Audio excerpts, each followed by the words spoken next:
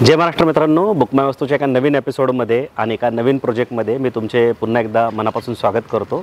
तर आज आपण बावधनमध्ये उभा आहे। तुम्हाला माहिती आहे कोथरूडला लागून बावधन हा एरिया आहे आणि खूप मोठ्या प्रमाणावर डेव्हलप झालेला आहे। कोथरूडमध्ये तर आता प्रॉपर्टी घेणे शक्यच नाही आहे। तर बावधनमधला हा असा पहिला प्रोजेक्ट आहे जो लक्झुरियस तर आहे, सगळ्या फॅसिलिटी तुम्हाला मिळतात। ते 45 एकरमध्ये हा प्रोजेक्ट आहे आणि अफोर्डेबल पण आहे। जर तुम्ही बावधनमध्ये एक 60 लाखाच्या आसपास जर 2 BHK बघत असाल तर सध्या बावधनमध्ये ह्या प्रोजेक्टला तरी ऑप्शन नाही आहे। तर ह्या प्रोजेक्टची पूर्ण माहिती मी तुम्हाला पुढे सांगणार आहे। तर तुम्ही जर इंटरेस्टेड असाल तर व्हिडिओला शेवटपर्यंत बघायला विसरू नका आणि आमच्या चॅनलवर जर पहिल्यांदा आला असाल तर असे नवीन नवीन व्हिडिओ बघण्यासाठी आमच्या चॅनलला सबस्क्राईब करायला विसरू नका। तर आता आपण प्रोजेक्टची पूर्ण माहिती घेऊया।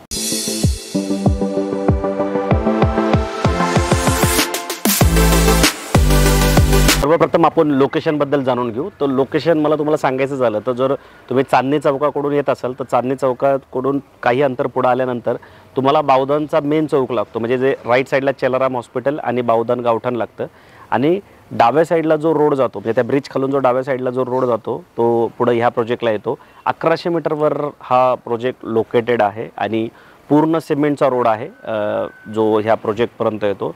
तो प्रोजेक्ट अतिशय चांगला आहे। अजून एक चांगली गोष्ट काय की प्रोजेक्टच्या एका साईडनी म्हणजे प्रोजेक्टच्या म्हणजे ह्या 45 एकरच्या लँड पार्सलमधूनच रिंग रोड पण मागून गेलेला आहे, जो ऑलरेडी कच्चा रोड जागेवर पण आहे आणि तो भविष्यात खूप मोठा पण होणार आहे। तर त्यामुळे आत्ता जे फेज 2चं जे सेलिंग चाललेलं आहे ते रिंग रोडला लागून आहे।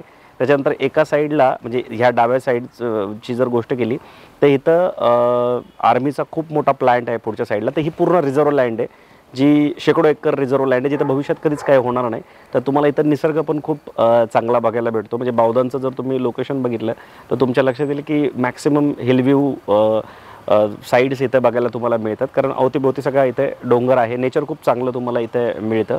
आणि जो मेन पुणे बँगलोर हायवे आहे तो इथून 1100 मीटरवर आहे। तर जे लोकेशन आहे ते खूप स्ट्रॅटेजिकली खूप चांगलं लोकेशन आहे आणि कनेक्टिव्हिटी जी आहे ती उत्तम कनेक्टिव्हिटी तुम्हाला ह्या प्रोजेक्टसोबत मिळते। जर तुम्ही हिंजवडीला जरी कामाला असाल तर हा रिंग रोड मार्फत तुम्ही भविष्यात आरामशीर रिंग रोडला पोचू शकता आणि ह्या साईडनी पण तुम्ही कात्रज, वारजे, माळवाडी आणि समोर तो अगदी समोरच्या साईडला तुम्हाला कोथरूडची हद्द लागते।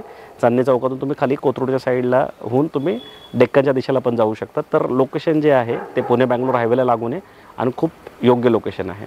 त्याची पूर्ण डिटेल माहिती घेऊया आणि इथं जो मॉडेल ठेवलं आहे प्रोजेक्टचं 45 एकरचं त्याच्यामार्फत मी तुम्हाला एक प्रोजेक्टचं एक ब्रीफ देतो, पूर्ण माहिती देतो।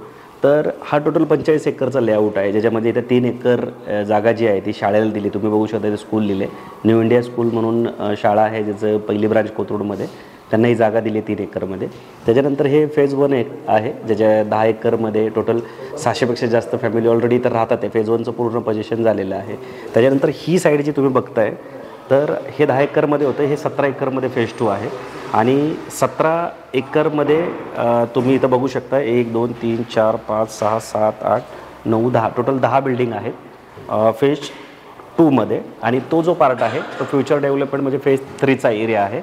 आणि ह्या 17 एकरमध्ये 2.5 एकर जमीन जी आहे ती ॲम्युनिटीजसाठी सोडण्यात आलेली आहे आणि हा जो मागचा रोड तुम्हाला दिसतोय हा रिंग रोड आहे, जो प्रोजेक्टच्या बाजूने जातोय तो रिंग रोड आहे आणि जो पुणे बँगलोर हायवे आहे किंवा पुणे मुंबई हायवे तो ह्या साईडला आहे। इथून तुम्ही पुणे मुंबई हायवेवरनं आतल्या साईडला आलात की 1 किलोमीटरवर तुम्हाला हा प्रोजेक्ट बघायला भेटतो। तर असा हा पूर्ण प्रोजेक्ट आहे। फेज 1च्या ॲम्युनिटीज वेगळ्या आहेत, फेज 2च्या वेगळ्या आहेत आणि फेज 3च्या पण वेगळ्या आहेत। आता आपण 2 BHKचा शो फ्लॅट बघून घेऊ। तर बेसिकली हा जो फेज 2 लॉन्च करण्यात आलेला आहे हा स्मार्ट 2 BHK कॉन्सेप्टवर लॉन्च करण्यात आलेला आहे। म्हणजे बेसिकली यांनी काय केलेलं आहे की कार्पेट थोडा छोटा केलेला आहे आणि प्राईस पण कमी केलेली आहे। म्हणजे बेसिक अगदी सगळ्यात छोटा कार्पेट जो आहे तो 600 स्क्वेअर फूटचा आहे, ज्याची पॅकेज कॉस्ट आत्ता जी आहे ती 63,99,000 रुपये तुम्हाला पडते, ते पण सर्व खर्चासहित इन्क्लुडिंग पार्किंग।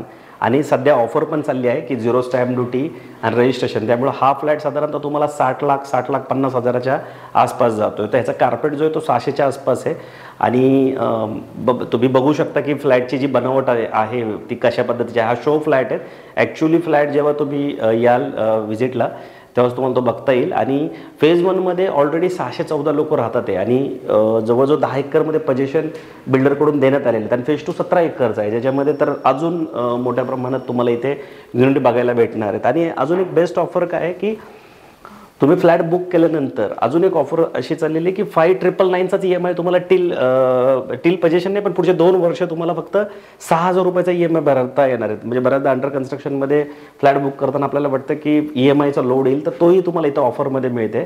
तर ही पण खूप चांगली गोष्ट आहे. आता जिथे मी थांबलो आहे तर ही अशीच बाल्कनी तुम्हाला मिळणार आहे, त्याला गार्डन बाल्कनी म्हणतात. ही कॉम्प्लिमेंटरी बिल्डरकडून तुम्हाला देण्यात येणार आहेत. आणि तर ही खूप चांगली गोष्ट आहे. आणि हा जो पूर्ण प्रोजेक्ट आहे, या प्रोजेक्टचं जी थीम आहे तीच आहे ग्रीन थीम. म्हणजे ह्या प्रोजेक्टला लागून जर तुम्ही बघितलं ना तर सगळे तुम्हाला मोकळी जागा, म्हणजे हिल व्ह्यू ह्या साईडला, इतर रिझर्वेशन लँड, ह्या सगळ्या गोष्टी मिळतील. तर प्रोजेक्टची थीम पण जी आहे ना ती ग्रीन थीम आहे. म्हणजे प्रोजेक्टमध्ये खूप झाडं लावण्यात आलेली आहेत आणि खूप मोकळी जागा पण सोडण्यात आली आहे. तर तुम्ही सुद्धा जर बावधनमध्ये 60 लाखाच्या बजेटमध्ये प्रॉपर्टी शोधत असाल 2 BHK आणि थोडीशी मोठ्या सोसायटीमध्ये सगळ्या ॲम्युनिटीज असलेली, तर ह्या सोसायटीला पर्यायच नाही. कारण बावधनमध्ये ह्याच्या आधी आपण बरेच व्हिडिओ बनवले. साधारणतः बावधनचं जे बजेट आहे ते 90 लाख ते 1 करोडमध्ये 2 BHKचं जातं. ठीक आहे, कार्पेट पण थोडासा मोठा मिळेल, पण जे मिडल क्लास, म्हणजे ज्यांचं बजेट 60 लाखाच्या खाली आहे त्यांना तर बावधनमध्ये प्रॉपर्टी घेता येत नाही.